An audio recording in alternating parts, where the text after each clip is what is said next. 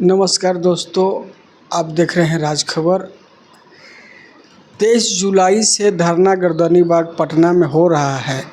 हमारी मौजूदगी आज पटना के बौद्ध विहार में है और भंते जी से हम धरना के विषय में जानेंगे। नमो बुद्धाय भंते जी। बहुत बहुत आपको धन्यवाद, आपके चैनल को धन्यवाद।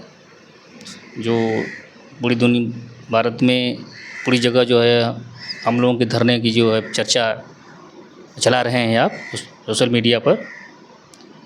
तो मैं चाहूँगा कि यह धरना जो है अगले महीने 23 तारीख से शुरू है और आज तक अभी चल रहा है। करीब 10 रोज़ हुआ धरना को चलते हुए। और धरना में मुख्य रूप से सरकार से हम लोग मांग ये कर रहे हैं कि भाई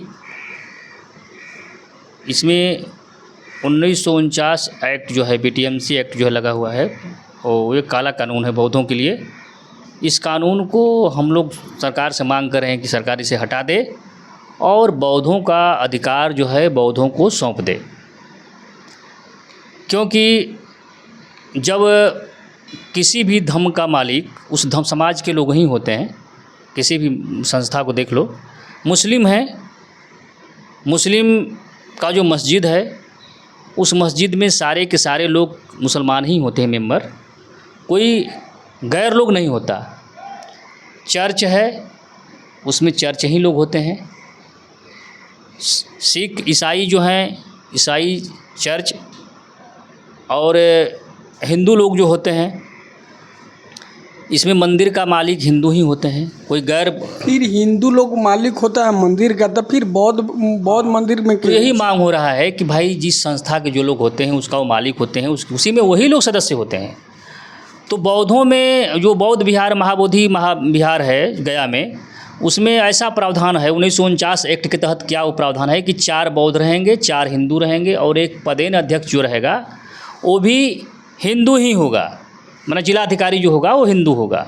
तो 4 ये और एक जिलाधिकारी में अगर 5 हो गए तो 5 एक तरफ रहेंगे और 4 एक तरफ रहेंगे बौद्ध। तो 5 जो चाहेंगे बहुमत से सो काम कर लेंगे कि नहीं कर लेंगे। तो भाई हमारा चीज़ है, तुम बहुमत से तुम मालिक क्यों रहोगे? चीज़ हमारा है। अब कुछ लोग कहते हैं कि भाई हिंदू और बौद्ध दोनों भाई भाई हैं। चलो मैं भी मान लिया कि तुम भाई है हमारा, तुम भी, मैं भी मान लिया इस बात को। तो लेकिन एक बात सुनो, जब बौद्ध और हिंदू भाई भाई हैं, तुम हमारे में रह रहे हो, सदस्य हो 5, तो जो अयोध्या में राम मंदिर है भाई, तो उसमें भी जो 13 सदस्य हैं उसमें भी 5 सदस्य हमारा बना दो। अयोध्या मंदिर हो गया, तिरुपति बालाजी है उसमें भी मेरा बना दो। जितना तुम्हारा मंदिर है उसमें हमारे में जब तुम हो तो अपने में भी तुम रखो। तो अपने में तुम देने के लिए तैयार नहीं हो, किंतु बौद्ध लोग नहीं ना रहेंगे वहाँ। अरे भाई क्यों नहीं रहेंगे? जब आप हमें रहने के लिए इजाज़त दोगे, हमें सदस्य बनाओगे, तो हम क्यों नहीं रहेंगे? क्योंकि वो बौद्ध धर्म का नहीं है ना। हाँ, तो बौद्ध धर्म का नहीं हो तो फिर हमारे धर्म में तुम नहीं हो, तो फिर बौद्ध धर्म में तुम नहीं हो, तो फिर हिंदू धर्म वाले या गैर बौद्ध वाले क्यों इसमें सदस्य रहेंगे? इसी बात करना है भाई। आप लोग जब तुम अपने में हमको सदस्य नहीं बनाओगे तो हमारे में सदस्य तुम क्यों रहोगे? लड़ाई तो इसी बात करना है, और कोई तो लड़ाई नहीं है। ये बौद्धों लोग में कमी है ना भंते जी। बौद्ध लोग पहले जगह नहीं थे, अब जो है बौद्धों की संख्या बढ़ रही है दिनों दिन। और बौद्ध लोग ये जो घर वापसी करेंगे, जितने भी SC ST OBC और जो समतामूलक समाज में विश्वास रखने वाले और लोग जो हैं, वो चाहते हैं कि मानवता में विश्वास रखने वाले लोग है ना, वे लोग हमारे साथ बहुत तीव्र गति से जुट रहे हैं। और हम जो है इस देश में जो सम्राट अशोक के समय में जो बौद्धों का जो एक बौद्ध राष्ट्र था भारत, इस सम्राट अशोक के ज़माने में हम बौद्ध राष्ट्र बनाना चाहते हैं। और बौद्ध राष्ट्र के अलावा हम धर्मनिरपेक्ष में भी विश्वास रखते हैं। सबको सम्मान, सबको इज्जत, सबको प्रतिष्ठा, हर धर्मों का मतलब किसी का कोई बहिष्कार न हो, हम ऐसा ही चाहते हैं।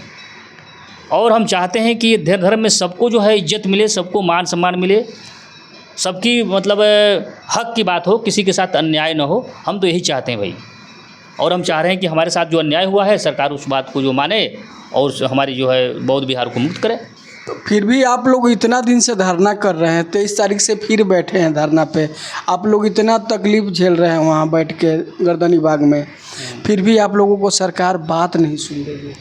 तो सरकार हमारी बात सुनेगी। हम जो है बौद्ध जो है अब इकट्ठा हो रहे हैं पहले हम अंधकार में थे लेकिन सारे लोग अब जग रहे हैं। जो सरकार हमारी बात को मानेगी वही राज्य में या केंद्र में वो शासन करेगी। जो सरकार हम लोगों की बातों को नहीं मानेगी वो उसे राज्य से भी हम हटा देंगे और केंद्र से भी हम उखाड़ कर फेंक देंगे। तो लेकिन बहुत भंते जी कहना है कि बारिश का महीना है, सावन का महीना है, इसमें बारिश हो रहा है और बारिश में आप लोगों को तकलीफ़ हो रही है। वहाँ जितना कचरा है उस कचरे में आप लोग बैठे हुए हैं, उससे आपको बीमार पड़ने से डर नहीं लग रहा है? हमारे एक दो साथी बीमार भी पड़ गए, अभी घर पर हैं, वो इलाज का चल रहा है उनका। मच्छर काट दिया, मलेरिया हो गया उनको। तो हम लोग जो है इससे डरने वाले नहीं हैं। हम लोग वहाँ धरना दे रहे हैं, हमारे साथी लगे हुए हैं, हम भी लगे हुए हैं, वहाँ पर धरना चलता रहेगा। जब तक हमारी मांगें पूरी नहीं होगी तब तक हम इसके लिए लड़ते रहेंगे। तो अब बीमार पड़ जाइएगा फिर क्या कीजिएगा? अरे बीमार पड़ेंगे फिर इलाज होगा, दवा होगा, फिर ठीक होंगे, फिर लड़ेंगे, आएंगे। आखिर बैठे हैं निश्चित काल के लिए वहाँ बैठे हुए हैं आप लोग? हाँ, वहाँ निश्चित काल के लिए हम लोग बैठे हुए हैं। धरना वहाँ शुरू है गर्दनी बाग में। तो सरकार क्या आप लोगों को बातों को नहीं रखती है? नहीं यार, सुनती नहीं है।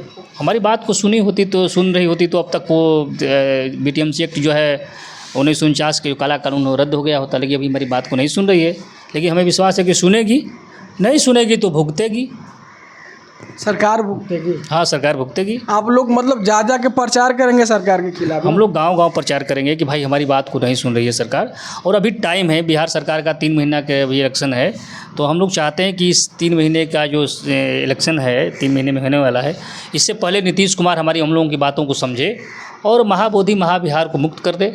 और मुक्त करने के बाद यदि वो मुक्त करता है तो पूरे विश्व में इसका नाम हो जाएगा कि भाई नीतीश कुमार ने, मरने की कई पीढ़ी तक इसको याद रखा जाएगा कि भाई नीतीश कुमार ने इसको मुक्त किया है। सैकड़ों साल से बौद्ध विहार को बंधक बनाया गया था, भगवान बुद्ध के मतलब जगह को बंधक बना लिया गया था, तो इसे मुक्त कर दिया। तो हम वो धन्यवाद के पात्र होंगे और दुनिया में इनकी नाम होगी।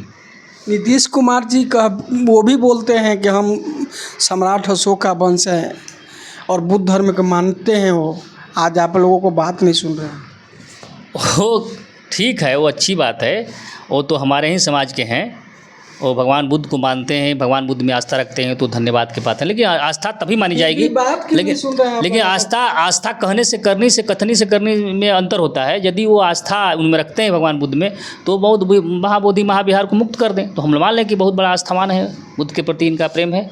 नहीं तो इस तरह से मानेंगे कि नकली प्रेम है। नकली प्रेम नहीं है वो कहते हैं, लेकिन आप लोगों को बात को नहीं रख रहे हैं, वो बात है इसमें।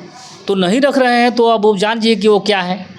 हम नहीं हमारी बात को, हम लोगों की बात को सुन रहे हैं, नहीं मान रहे हैं, तो इससे साबित हो रहा है कि भाई केवल बोलते हैं, करते नहीं है मोदी जैसा। क्योंकि आपका तकलीफ हम लोग देख रहे हैं भंते जी, जो गर्दनी बाग में इतना कचरा और बारिश के महीना है, आप लोग इतना तकलीफ से वहाँ धरने पर बैठे हैं। इसमें सरकार को तो सुन जाना तो देखना चाहिए था कि साधु संत के साथ ये हालात है। तो सरकार नहीं सुन रही है हमारी बातों को, तो आप ये समझिए सरकार अपनी समझे क्यों नहीं सुन रही है, क्या कारण है नहीं सुन रही है। हो सकता है नीतीश कुमार किसी दबाव में हो किसी के, ये भी बात हो सकता है। लेकिन दबाव में है तो दबाव में नहीं आनी चाहिए, निष्पक्ष रूप से न्याय करना चाहिए। निष्पक्ष रूप से न्याय करेंगे तो दुनिया में इनकी नाम होगी, और अन्याय के साथ रहेंगे तो फिर इनका नाम जो है दोषियों में आएगा।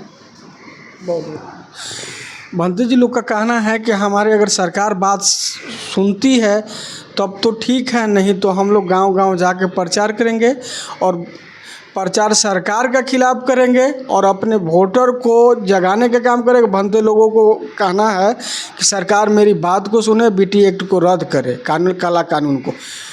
आप कमेंट में बताएं। नमोदय।